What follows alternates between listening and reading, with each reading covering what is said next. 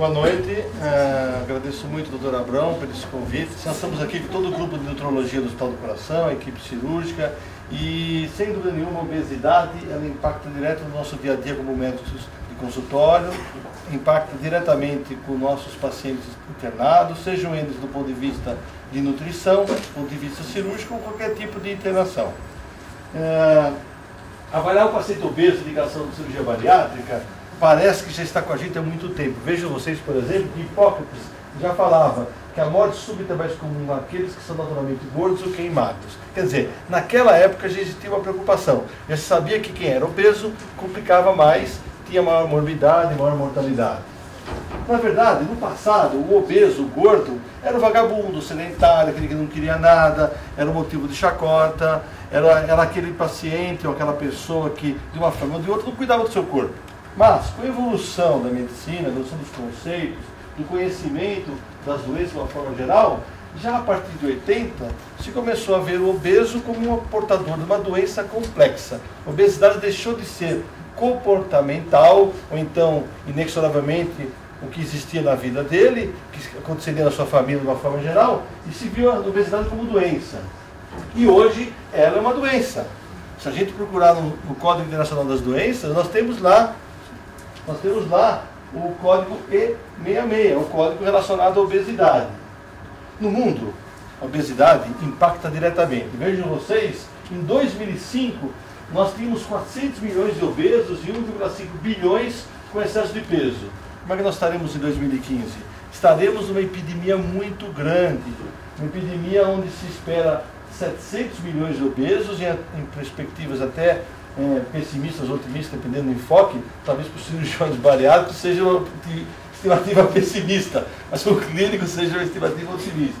Mas 2,3 bilhões de adultos apresentaram excesso de peso. Vejam vocês que o mundo todo apresenta obesidade. Um dado interessante aqui, veja o último aí, a Índia. A Índia tem um índice de obesidade muito inferior aos países em desenvolvimento. Está relacionado, lógico, ao quadro de desnutrição que campeia assunto naquele país. O Brasil, como é que está? No Brasil, hoje, estima-se que quase 11 a 12% tem obesidade chamada obesidade extrema, não mais obesidade mórbida, talvez a palavra hoje mais correta do ponto de vista de um profissional de saúde seja chamá-los de obesos extremos, e quase 50% com algum tipo de excesso de peso. Por que nós ficamos obesos? Por que a população, de uma forma geral, está engordando? Tem 4 causas. Ingestão exagerada, lógico. Mas também existe oxidação de gorduras deficiente, gasto calórico diminuído e lipogênese aumentada. Na certa, não é somente uma dessas causas. A fisiopatologia envolvendo a obesidade, ela pressupõe vários momentos desse paciente. Quase tudo começa com gasto calórico diminuído. E vocês verão, e hoje nós temos aqui pediatras que trabalham nessa área, que isso já acontece na escola, já acontece na família. A obesidade infantil no Brasil hoje, se diz em trabalhos epidemiológicos, está num crescimento de velocidade superior à velocidade de crescimento da obesidade do adulto. Olha só que interessante. Dados dos Estados Unidos mostram que uma extensão telefônica deixa de andar essa pessoa nessa família, uma família média, numa casa de 2 andares, 3 dormitórios, a pessoa deixa de andar 112 km por ano, e equivale a ganhar 1 quilo a mais de peso. Bem, me pediram para falar sobre a anamnese do paciente obeso. Na anamnese e na avaliação do paciente obeso, nós temos 5 pontos importantes. Isso a gente aprende na faculdade. Anamnese básica, interrogatório complementar, um exame físico chamado geral, especial e também os exames complementares. Vamos ver alguma coisa com relação à anamnese. Para nós, como profissionais de saúde, nutricionistas, psicólogos, fisioterapeutas, médicos, temos um conhecimento do nosso paciente, nessa anamnese, nós temos que entender o que está acontecendo do canto esquerdo para o canto direito nessa imagem. Por que que aquele nosso paciente se diz estar ou vai ficar obeso? Na verdade, muito disso tem a ver com a evolução. Se nós formos avaliar o que aconteceu com o homem, eu fiz um quadro para vocês, uma história muito recente, de 4 milhões de anos, nós variamos muito em termos da definição do que nós somos, o nosso corpo mudou muito, a nossa caixa torácica, a nossa bacia, o nosso componente interno do trato gastrointestinal principalmente porque a nossa alimentação mudou muito.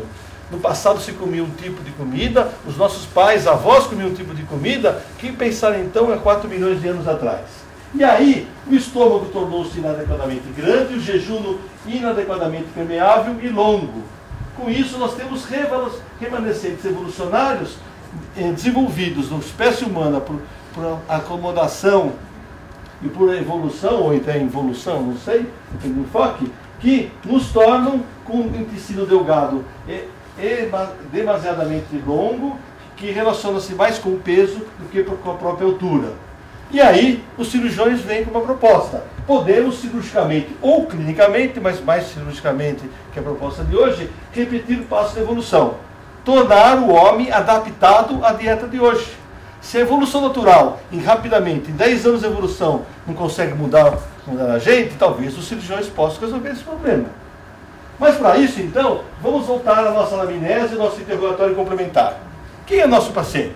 Talvez ele esteja sentado, seja o filho, o primo de uma pessoa que nos conhecemos. Ou então, ele esteja avidamente se alimentando. Vendo uma televisão, comendo pipoca, acho que seria um doce. E para isso, é importante o profissional de saúde parar e conversar com esse paciente. Impacta aí o tempo que nós temos para conversar com esse paciente.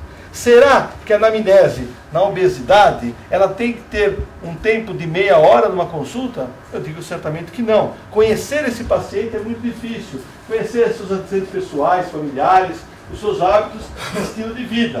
Mas também, em obesidade, conhecer os antecedentes clínicos que ele já teve no tratamento da sua obesidade. Ele não chega obeso pela primeira vez. Ele já passou, e o Dr. Abrão sabe muito bem disso, por uma infinidade muito grande de profissionais de saúde. Cada um fez uma proposta, cada proposta acertada ou não acertada clinicamente, levou a um processo, e esse processo pode ter feito que ele procurasse todas as dietas. Eu poderia colocar aí para vocês 40 telas com 40 dietas. Tem dietas aí que existem por tudo quanto é lado. Dieta da novela das 8, das 7, jejum, existe todo tipo de dieta. E não tenha dúvida, se você chamar um paciente obeso agora no consultório, ele vai falar, essa eu já fiz, aquela eu já faço, porque eles são ávidos para resolver o seu problema simplesmente com uma dieta. Se vocês forem agora numa banca do jornal, existe um trabalho muito interessante com isso, pesquisaram 13 revistas com esses nomes todos iguais, Pense Leve, Pense Rápido, Emagreça, esses nomes bonitos que tem na revista, e se analisaram 112 dietas naquelas revistas. 83% estavam erradas na composição nutricional. E quem é que conversa sobre obesidade com o brasileiro? Vocês acham que é nutricionista? Vocês acham que é médico? Não. 20% das pessoas que são obesas, uma pesquisa da Scinovate, conversam com o profissional de saúde. 80% é com banca de jornal ou então com um programa de televisão chamado Ana Maria Braga. Ana Maria Braga, Fantástico e Globo Repórter são citados em 60% das informações de obesidade como o palco, vamos dizer, o professor em termos de obesidade. Veja esse trabalho, publicado já em 2002 no Consumer, 32 mil indivíduos que fizeram dieta para perder peso. 8 mantiveram por 1 ano. Metade por 5 anos. Quer dizer, 4 mil, 10%, depois de 5 anos, continuavam ainda magros. Como eram as pessoas que tinham sucesso? Foram aqueles que fizeram as dietas mais liberais. 83% alcançaram os objetivos por conta própria. Somente 6% usaram medicamentos. 85%, isso é muito importante, evitaram dietas prontas, sopas, e metade usou de fibra doce e fast food. Quais são as regras básicas no sucesso desses grupos? Jamais passar fome, comer balanceado e principalmente a atividade física. O sucesso está relacionado nesse trabalho com essas 3 premissas básicas. Quais foram os bem-sucedidos? Aqueles que comeram menos fast food, mais frutas, evitaram massa, doces, pães, cortaram salgadinhos e principalmente reduziram a quantidade de comida. A população, de uma forma geral, o Estado do Coração tem alguns trabalhos com relação a isso, ela confunde saudabilidade com emagrecimento. As pessoas acham que comendo saudável, eles estão emagrecendo. Na verdade, as coisas são muito conflitantes. Comer saudável não é emagrecer. Você pode engordar muito comendo saudavelmente. comendo muito azeite, muita fibra, muito suco, muita fruta, comendo um pratão de arroz e feijão que se acha que não engorda, mas pode engordar. Então, é importante que o profissional de saúde saiba diferenciar isso, não para ele, mas na hora que apresenta a problemática e a solução aos seus pacientes. Alguns, por exemplo, utilizavam drogas. Sem dúvida nenhuma, a droga ela tem um sucesso quando ela é utilizada coadjuvante, com atividade física e com dieta. Esse trabalho é muito interessante, publicado numa das revistas de maior impacto, chamado Lancet, mostrou isso. Mas, principalmente nos nossos pacientes, essa associação exercício, dieta e droga, ela tem um viés muito grande de complicações. Principalmente hipertensão, arritmia e insuficiência cardíaca. Esses fármacos também, dependendo de todos eles, eu fiz um quadro para vocês, seja droga de ação adrenérgica ou serotoninérgica, tem efeito colateral.